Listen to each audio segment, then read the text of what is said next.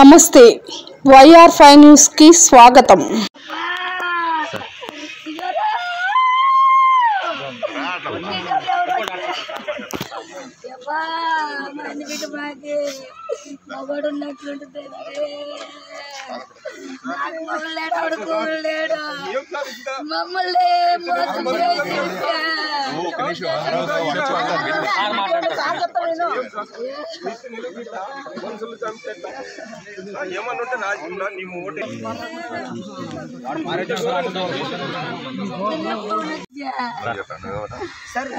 వీళ్ళే అంత ఉంటే నానత్తుపల్లాను సార్ నా పేరు ప్రసన్న కుమార్ సార్.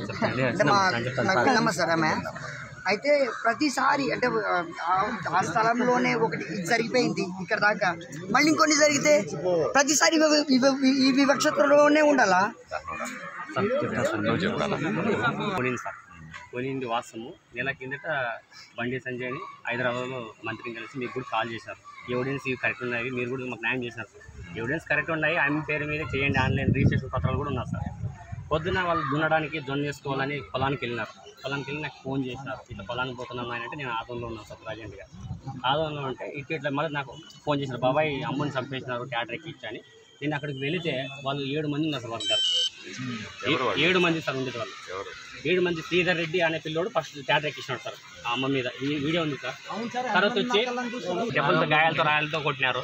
తర్వాత వచ్చి బోయ రామకృష్ణ, సుబ్బారెడ్డి, కప్పేందర్ సార్ ఇడినారు. వీళ్ళంతా దాడికి చేయి చంపేస్తే ఏం చూసుకుంటారా అని చంపి దాడి చూసుకున్నారు సార్. మేము ఎన్నో బాటలు గోడు పెట్టుకున్నాం సార్. ఆన్లైన్ ఉన్నా కూడా వీళ్ళు ఇంత బలవంతం చేసేదేమో సార్. లేదు వాళ్ళు చిన్న మీదే పొలం సార్, లేదని కొన్నాం వాళ్ళ చిన్నం నుంచి. ఆయన అడిగితే ఏమయ్యా మా పొలం తీసుకుంటాం, మాకే ఇచ్చేయంటే మేము 1 లక్ష రూపాయలు తక్కువగా ఇస్తాం కదా సార్. కొనిండేది వాస్తవము, రిజిస్ట్రేషన్ పత్రాలు ఉండేది వాస్తవము. ఇంత అన్యాయం సార్ జరిగేది. అవును సార్, మార్గాలు నరకాలని చూస్తారు. అంతా ఎస్సీలు అంటే చిన్న చూపు చూస్తారు సార్. నాగనాథపల్లిలో సంపకనే పోతామంటా అన్న సార్, మా ఎన్న సార్ అన్నదమ్ములు సార్, మా మంతా అందుకనే మనం సెలవు తీసుకుంటున్నాం. ఎట్లా ఏమనేది ఇప్పుడు ఎవరో చేసి ఉండారో పాపం యాద గెలిచింది అంతా చేసిండారు. ఇప్పుడు చేసిన తప్పకి ఇట్లా చేసి ఎట్లా వాళ్ళు ఇప్పుడు ఎవరికి పరువు పోయేది అంతా మనట్ల వాళ్ళకి అంతా పొరువు అదే. నేను కూడా పెళ్ళి 3 నెలలు, మా తమ్ముడు 3 నెలలు ఎంత పెళ్ళి. మా అమ్మ నన్ను సాకుని నన్ను మా అక్కని పెళ్లి చేసి మా ఇద్దరికి నాకు పెళ్ళి 5 ఏళ్ళు పోయినాం. ఉన్నప్పుడే పోయినాం. అప్పుడు ఒక్కసారి ఏమప్ప అని చేయండికి రాలేదు సార్. ఎప్పుడైతే టీడీపీ కాదని అని మా రాజకీయం వచ్చిందని ఈరోజు బుద్ధి చంపినారు సార్. అందరు ప్లాన్ వేసుకొని ట్రాక్టర్.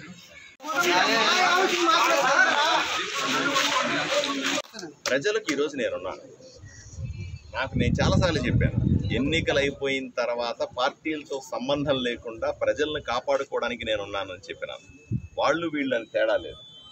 అంతా చాలామందికి అభిప్రాయం ఉంది, గతంలో ఆ ప్రభుత్వం ఉన్నప్పుడు వాళ్ళు చేశారు కదండి, ఈ ప్రభుత్వం వచ్చినప్పుడు మేం చేస్తాం కదండి అనే ఆలోచన దయచేసి మానుకోండి. కక్ష రాజకీయాల వల్ల వాతావరణం మారిపోతుంది. రాయలసీమలో ప్రజలు ఇప్పుడు ఈరోజు ఇది రాష్ట్ర వ్యాప్తంగా వార్త అవుతుంది. వార్త అయినప్పుడు ఈ పేపర్ చదువుకున్న వాళ్ళు కానీ, వార్తలు చదువుకున్న వాళ్ళు కానీ, టీవీల్లో చూసేవాళ్ళు ఏమనుకుంటారు? ఆదోనిలో హింసా రాజకీయాలు ఉన్నాయి, ఆదోనిలో ఒకరికొకరు కొట్టుకొని చంపుకుంటున్నారు, ట్రాక్టర్లు ఎక్కించి చేస్తూ ఉన్నారు, ఇంత దుర్మార్గమైన ఊరు అనుకుంటారా? అనుకోరా? 25 రోజులుగా నేను కంటికి రెప్పలాగా ఈ ఈరోజు అత్యంత దురదృష్ట సంఘటన. నాగనాథనహల్లి గ్రామానికి సంబంధించిన ఆదోని రూరల్ మండలంలో గుండమ్మ అనే మహిళ పొలాల్లో పనిచేయడానికి వెళ్ళింది. ఆ పొలానికి కొంచెం సంబంధించిన తగాదా ఉంది. మాట పెరిగి ట్రాక్టర్తో గుద్దేసినారు అని అక్కడ స్పాట్లో చనిపోయింది అనే ఒక సమాచారం తెలుసుకొని నేను ఈరోజు హాస్పిటల్కి వచ్చినాను. హాస్పిటల్కి వచ్చి చూస్తే ఆమె చనిపోయి ఉంది. ఒకరికి గాయాలైన వాళ్ళు ఇప్పుడే తీవ్రమైన గాయాలు ఉన్నాయని కర్నూలుకు పంపించినట్టుగా డాక్టర్లు చెప్తా ఉన్నారు. ఒకటి అర్థం చేసుకోవాలి, ఆంధ్రప్రదేశ్లో ఎక్కడా కూడా కూటమి ప్రభుత్వం వచ్చిన తర్వాత చాలా స్పష్టంగా చెప్తాను, ఆదోని ఎమ్మెల్యేగా నన్ను ప్రజలు ఎన్నుకున్న తర్వాత నేను చాలా క్లియర్ మెసేజ్ ఇచ్చినాను. ఎట్టి పరిస్థితుల్లో కూడా ఈ ఫ్రాక్షన్ రాజకీయాలు కానీ, భూతగాదాల పేరు మీద కానీ, గొడవల పేరు మీద కానీ, పార్టీల పేరు మీద కానీ ఎక్కడా హింస జరగడానికి వీల్లేదు అని చాలా స్పష్టంగా చెప్పినాను. ఆ విధంగా పోలీస్ డిపార్ట్మెంట్ కూడా చాలా కఠినమైన చర్యలు తీసుకొని కంట్రోల్ చేస్తూ ఉంది కూడా. కానీ అనుకోని ఈ సంఘటనకు మేమంతా ఉలిక్కిపడ్డాం.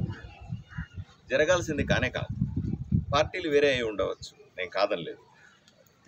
రాజకీయాలు వేరే అయి ఉండవచ్చు, దాన్ని నేను కాదనట్లేదు. కానీ మనిషి ప్రాణాలు తీసేంతగా ఏ రాజకీయం ఉండదు. మనిషి ప్రాణాలను తీసేంతగా ఏ రకమైన గొడవలు ఉండకూడదని నమ్మేవాడు. ఈ ఊరిలో ఆదోనిలో కూడా ఎన్నో రకాలైనటువంటి భూతగాథాలు ఉన్నాయి. గత ప్రభుత్వంలో ఈ ల్యాండ్ సంబంధించినటువంటి డాక్యుమెంట్లన్నింటినీ కూడా మార్పులు చేయడము, 2-3 రిజిస్ట్రేషన్లు చేయడము, పొలాలకు సంబంధించిన రికార్డులు మార్చడము, హద్దులను మార్చేయడం, ఇట్లాంటి వందలాది గొడవలు ఉన్నాయి.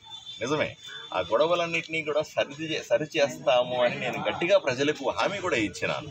అయ్యా, ఎవరికీ అన్యాయం చేయని విధంగా న్యాయం ఏ వైపున ఉంటే ఆ వైపున అధికారులను ముందు పెట్టుకుని దానికి సంబంధించిన రికార్డులన్నీ కూడా పరిశీలించి తగు న్యాయం చేస్తామని ప్రజలకు చాలాసార్లు హామీ ఇచ్చినా కూడా నేను మళ్ళీ చెప్తాను ఆ విషయం. ఎట్టి పరిస్థితుల్లో కూడా ఎవరు కూడా ఘర్షణకు పోవాల్సిన అవసరం లేదు. ఏ గొడవకైనా సరే, ఏ భూతగాదాకైనా సరే, ఎటువంటి అన్యాయానికైనా సరే ఓ పరిష్కారం ఉంటుంది, మాట్లాడుకునే విధానం ఉంటుంది. అలా మాట్లాడుకొని అధికారుల సమక్షంలో న్యాయబద్ధంగా చట్టబద్ధంగా చేసుకోవాల్సిన కార్యక్రమాన్ని ఈ విధంగా ఘర్షణలు పడి ఒకరి మీద ఒకరు కొట్టుకొని చంపుకొని ఈ విధంగా చేయడం వల్ల ఏం మెసేజ్ ఇస్తూ ఉన్నారు? చాలా స్పష్టంగా చెప్తాను. ఆదోనికి చెడ్డ పేరు తెచ్చేటువంటి ఇటువంటి సంఘటనలను ఏమాత్రం ఉపేక్షించేది లేదు. ఈరోజు ఈ సంఘటనకు బాధ్యులు ఎవరైతే ఉన్నారో వాళ్ళని వాళ్ళు ఏ పార్టీ కావచ్చు కాక వాళ్ళని ఉపేక్షించే ప్రశ్నే లేదు.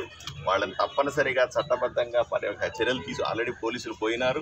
వాళ్ళందరినీ ఎవరైతే దీనిలో సంబంధం ఉన్నారో వీళ్ళందరినీ కూడా అరెస్ట్ చేస్తాం. వీళ్ళందరినీ కఠినంగా చట్టం ముందు నిలబడి శిక్షిస్తాం. ఎట్టి పరిస్థితుల్లో ఉపేక్షించేది లేదు. రాజకీయాల పేరుతో ప్రజల మధ్య హింసను రేకొచ్చిస్తే మాత్రం ఏమాత్రం